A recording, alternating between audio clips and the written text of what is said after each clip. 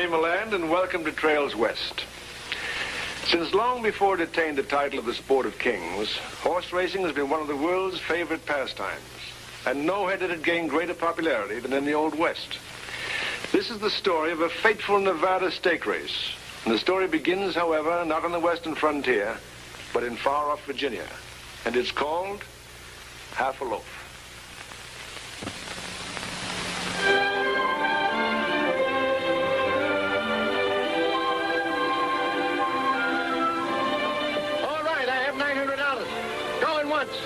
Going twice. Sold to the gentleman for $900.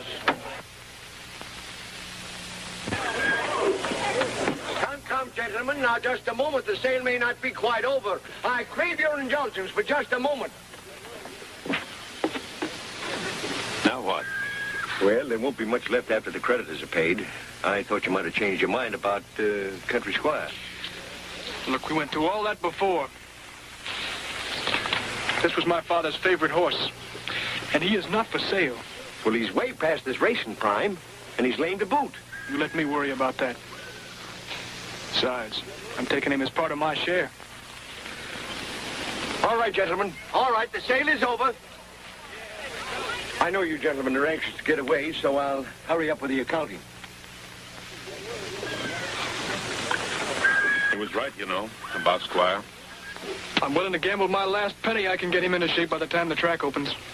But you don't have much left to gamble with, Greg. And it costs a lot to ship a horse to Saratoga. Well, I'll squeak through. I'll tell you what. I'll pay half of Squire's shipping charges and half his keep till you find out whether that leg clears up. All right, on one condition. What's that? Half of everything I win goes to you. All right. But you get half of all the gold I dig up. Are you still going to sit out for Nevada? That's right. It's a deal? Whatever either of us comes up with, we share and share alike.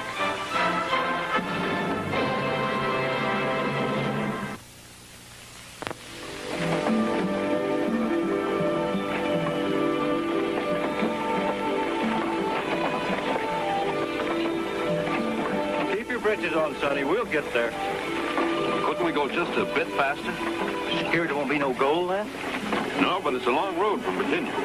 Now that I'm on the last lap, seems I can hardly wait. We'll be at least an hour late, won't we? An hour? Nope.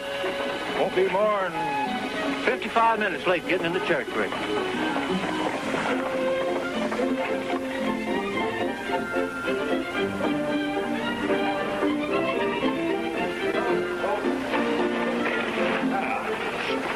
Line up, Pee-wee. Give him a good rub down. Yes, sir, Mr. Murdoch. Mr. Murdoch. What's up, Dawson? Well, boys. Hi, Murdoch. Well, we're making up a pool on how late old Charlie will bring in the stage today. Do you want in for $20? Why not? I'll take 55 minutes. Why, shucks. Old Charlie's nearly 55 minutes late already. Oh, I didn't realize what time it was. Well, I guess that's one on me, boys. The stage would have to be practically within hailing distance right now, or I'd lose.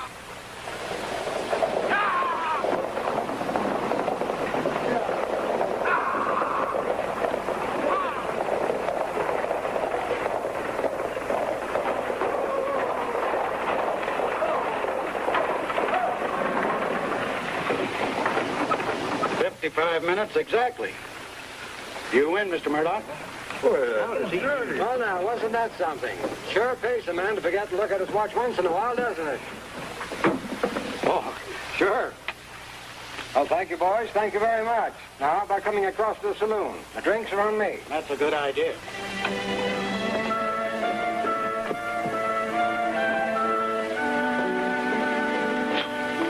You did it again, Pop, after you promised me. Well, I'm sorry, Helen, but I thought I had that Murdoch dead to rights this time. Nobody ever has sure thing Murdoch dead to rights. Look, chances are he had it fixed up with old Charlie to bring the stage in at exactly 55 minutes late. Now, you know that old Charlie wouldn't do a thing like that. Well, he not only would, but he did. Now, ain't I got troubles enough without a stranger butting in? Sorry. Oh, you're not butting in as far as I'm concerned. Look, it's time that the people in Cherry Creek learned a lesson about Sure Thing Murdoch. Why, he's won bets around here about everything from wrestling matches to how many crackers there are in a barrel. Well, that still don't prove that Charlie was in on this. Well, I rode up on the box with him. He told me we'd be 55 minutes late getting into Cherry Creek. Why, he walked the horses along, and then he speeded them up just to make it look natural. Well, it still could be just one of those things. Oh, one of those sure things. All right, have it your own way. Poor Pop. Oh, if you want something, I'd be glad to help you. Well, I'm going prospecting, and I picked out this shovel, and, well, the truth is, I'm too green even to know what I need. Well, the mining stuff's all over there. Oh. Well, I see you run the post office here, too. Oh, I sure hope there's a letter for me pretty soon. Oh, sounds important. Your wife? Oh, not married. The best girl? My brother. All the family I got left.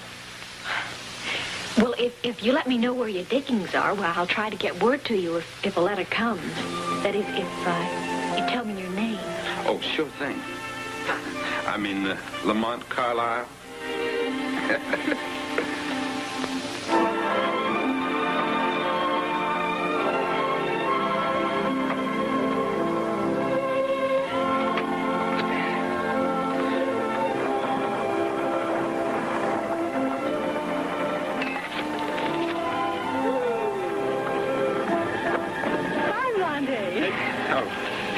See you, Helen. You too, Pop. Yeah. Hey, what brings you all the way out here? Well, they deliver supplies to run the mine. You know, before you come along, I used to be able to make these deliveries all by myself. Pop, you know why I came this time. It's lucky you sent us word you were changing your diggings to Sugarloaf Hill. You don't mean a letter finally came? On this morning stage. You know, I'm the duly appointed postmaster at Cherry Creek. But my delivering that piece of mail wasn't good enough for her.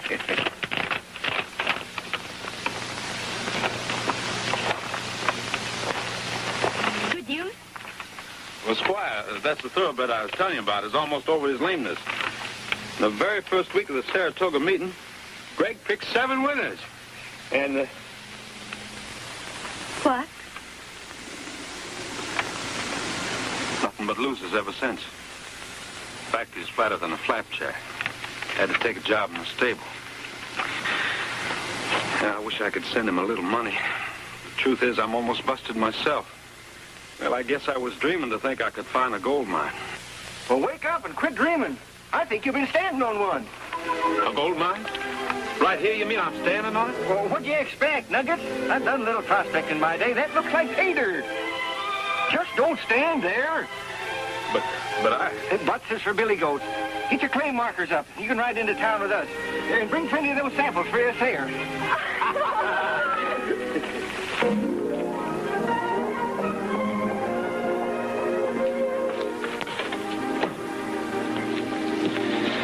Not yet? Mm-hmm. Well, I went ahead and filed the claim already. You I was fool not to wait till you finished the assay report? Yes and no. Well, what does that mean? Well, there's gold there, but it ain't high grade. Probably wouldn't run you more than $40 a ton. And you're going to have to move a lot of rock to make it pay. I don't think you'll ever make a go of it alone. Well, I made my brother a half partner in the claim. I already wrote him to come out right away. That won't do much good if all he's got is just muscles. You're going to need a lot of heavy equipment to get that ore out. You're going to need a stamp mill, all of which is going to take a lot of capital. Let's see. Well, you suppose I could buy it on the strength of this assay report? Oh, you mind get backing from any of a dozen different outfits in Denver or maybe even in San Francisco. Well, I couldn't afford the fare there. There's one local man that might be persuaded to loan you the money. You mean you? No, I was referring to Mr. Murdoch. Oh, I see. Well, I'm kind of afraid to do business with him. He's the only man in these parts with the cash you're looking for. So if you don't want to do business with him, you just ain't doing business. Thank you.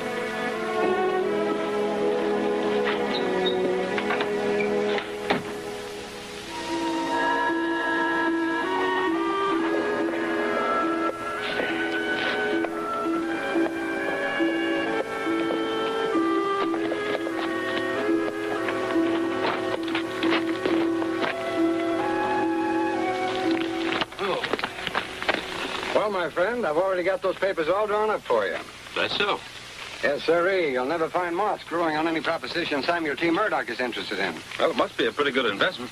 Because I understand you never back anything that's not a sure thing. That's right. I like sure things. And that's what you've got right here, a sure thing. But the proper equipment, that is. Without it, you've got nothing but calluses. All right, let's see the papers. I'm only charging you 10% interest. And the payment on the principal won't be due for 90 days. That's mighty soon. And to save time, I've already made out a draft to the Great Western Mining Equipment Company in Sacramento.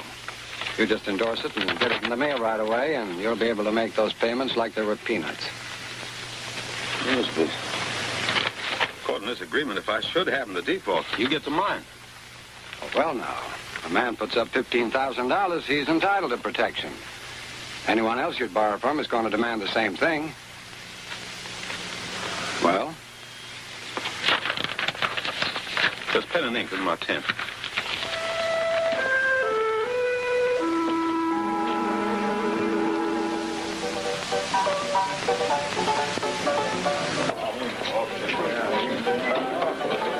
Excuse me.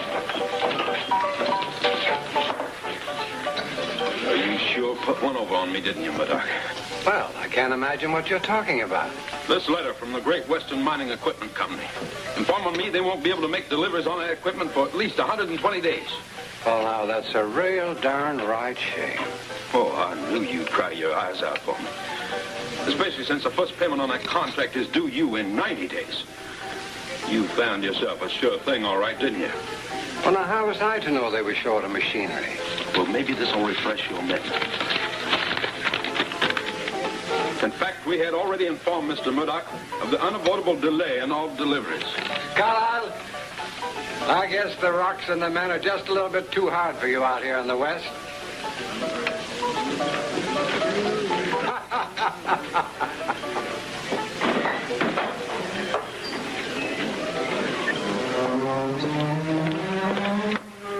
What'd he say? He's actually proud of the way he tricked me. The worst part of it is, it's like he says, all according to law. Well, can't you get your money back and buy the equipment somewhere else? Not a chance. They already cashed the bank draft and entered the order. But there must be some law to protect people against a slippery customer like him. No one in this town's ever had the courage to take Murdoch to court. Maybe it's about time someone did.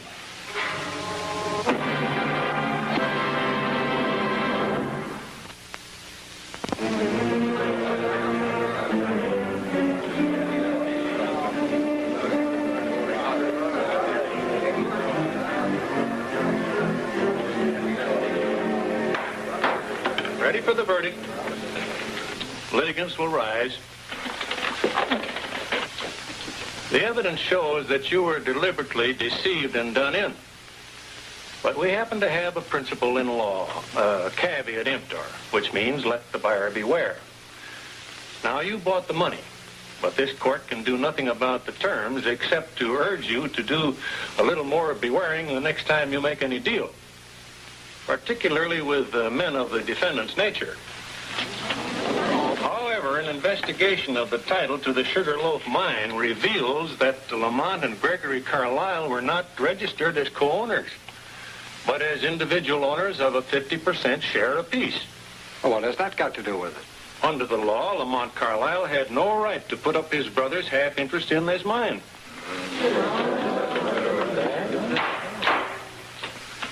It is therefore the decision of this court that S.T. Murdoch can foreclose only on Lamont Carlisle's half interest in the mine, and that Gregory Carlisle's separate half interest shall remain free and unencumbered.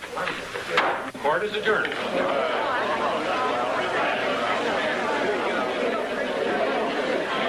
Well, you're pretty slick yourself, ain't you? Call it that if you like. Oh, what I don't like is being in business with your brother. Where is he, anyway? I finally heard from him. He's on his way here. Oh, good. Well, when he shows up, send him around. I never was one to be satisfied with just half a loaf. Well, he'll be here any day, Murdoch. But I wouldn't be too anxious to meet him if I were you.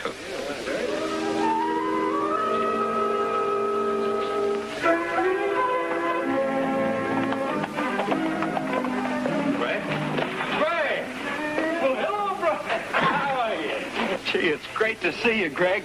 Maybe you don't think I'm glad to see you. Well, what took you so long? I thought you'd never get here. Neither did I. But the only way I could cross country was on old Squire's back. Good old Squire. I just couldn't risk laming him again, so I took it in real easy stages. Every now and then I had to stop off to earn enough for grub. Well, hello. You're Greg. That's right. This is Helen. Well, I see you really did strike it rich up here, brother. And I don't mean just the Sugarloaf mine. Oh, Greg, listen, about the mine. Out of the way, everybody! Get back! Out of the way! Get back!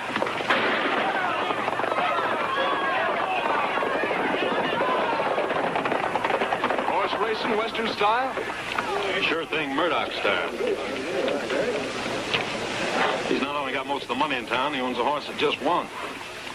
Well, I'd sure like to meet him. You will. In fact, you're in business with him. Me? Here he comes. Oh, this is my brother. Well, well, the long-lost brother. You know, I actually thought he made you up. Slick enough to, you know. We Carlyles don't consider being called slick a compliment. Oh, well, now, I didn't mean no harm. Me, I like everything slick. Man and, horses. Never saw a breed like that before. What is he? A thoroughbred. Oh, my mistake, I guess. I never would have picked that horse for a thoroughbred. Listen, Mr. H. Greg. You were saying? Never mind. That's too bad he doesn't amount to more. I'm sort of running out of horses to race against Starhill. But, about the mine. Later. My brother and I have some things to talk over first. I'll be over at the saloon. Thoroughbred, eh? Why wouldn't you let me take up his challenge? Or are you so set against betting? Like I said, we got things to talk over. Bring it over. Yeah.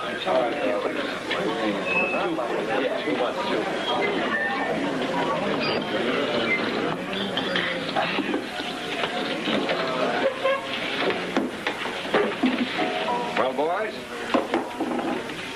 here's to settling our differences. Sounds like you got an idea on the subject. Sure thing. I mean, sign your half of the mine over to me, and I'll give you a percentage on all I take out of there. No. Well, you haven't even asked me what percentage. Don't have to. Why, you'd rig the book so that even the mother load wouldn't show a profit. You just don't trust me, do you, boys? Well, do you have a better solution to the problem? Yeah. A little stake race. Our half the mine against yours. You mean Starhill against your horse? That's right. What do you say? Well, I'd want to sleep on it. Well, I told you to back down, Greg. He only likes a sure thing. Said I'd let you know in the morning, didn't I? Well, suit yourself, Murdoch. Come on, Greg.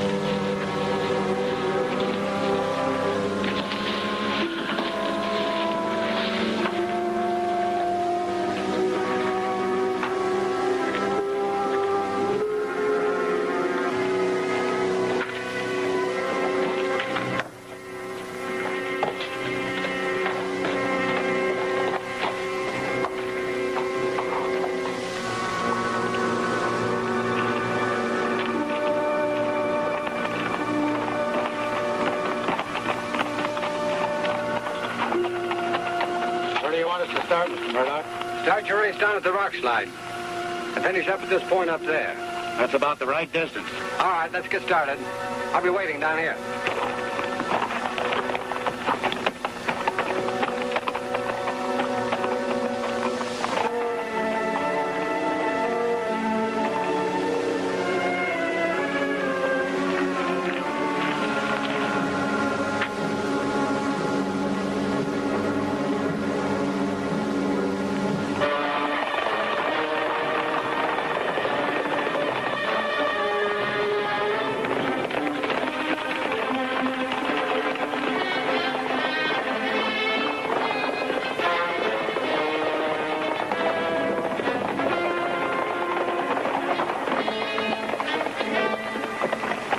Didn't even have to prod him, Mr. Murdoch. Star Hill had plenty left at the finish.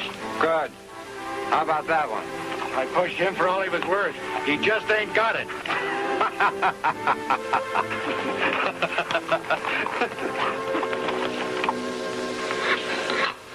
Heard Murdoch was looking for you boys. Over at the hotel. Don't worry. He'll find us. Speak of the devil. Well, you boys changing your horse's shoes? Just the two front ones. Well, I must say he looks a lot sharper than the first time I seen him. In other words, you didn't sleep too well. How's that? You said you had to sleep on it. I guess you had a bad dream and decided not to race your horse against Squire. Matter of fact, I had me a mighty satisfying dream. Just real as life, I saw Star Hill breezing down Main Street an easy winner. Oh, you can't back down on me now just because you heard the mining equipment is finally arriving. It is. Well, Carlisle never backed down yet. 2 o'clock this afternoon, then? Let's shake on it. Let's put it in writing instead. I already have. A winner gets all of the Sugarloaf mine, and this is something that'll hold up in any court.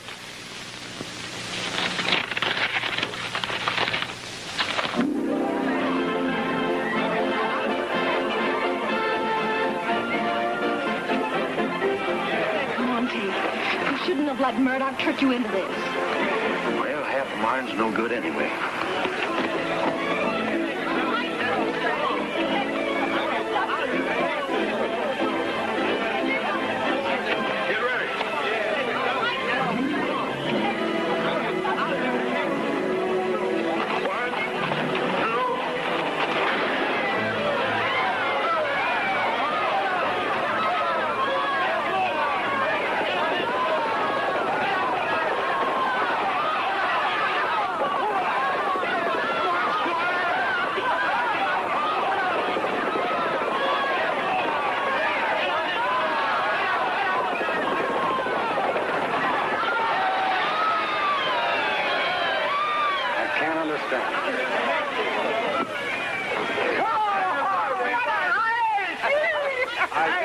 Understand it. Well, it's not so hard to understand, Murdoch. We just tore a page out of your book. Now, how'd you work it? What'd you do? Well, I knew you'd never make the bet unless you figured it was a sure thing, which meant that you'd probably kidnap Squire and hold a test race. That still doesn't explain it. This will. We put these heavy shoes, weighing 4 pounds apiece, on Squire's front hooves for your race last night.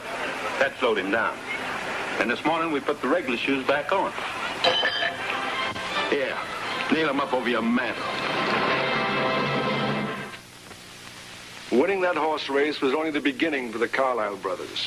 For the Sugarloaf mine became one of the most productive in the history of the Old West.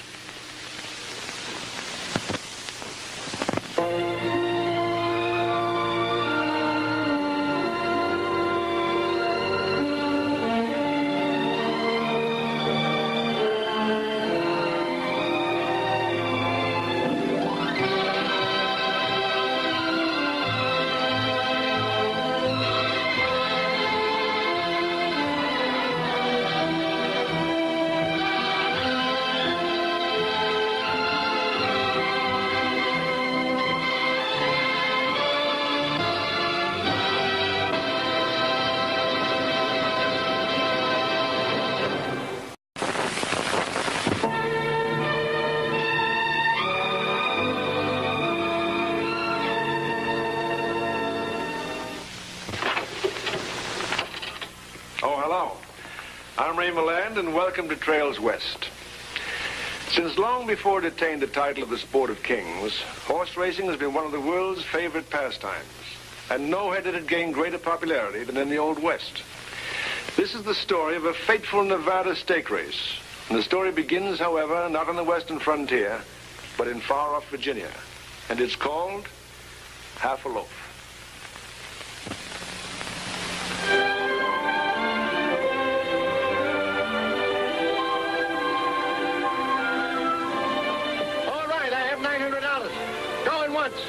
Going twice. Sold to the gentleman for $900.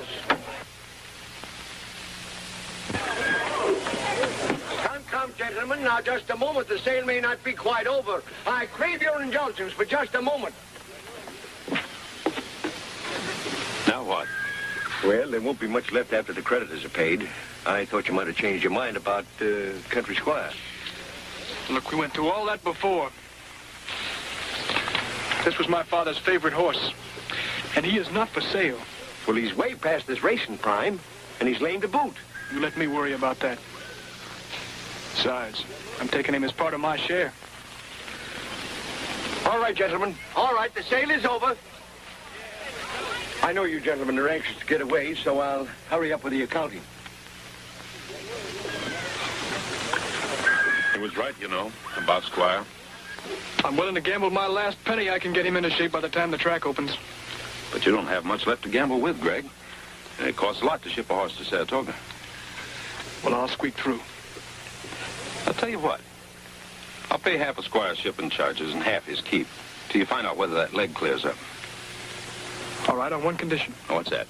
Half of everything I win goes to you. All right. But you get half of all the gold I dig up.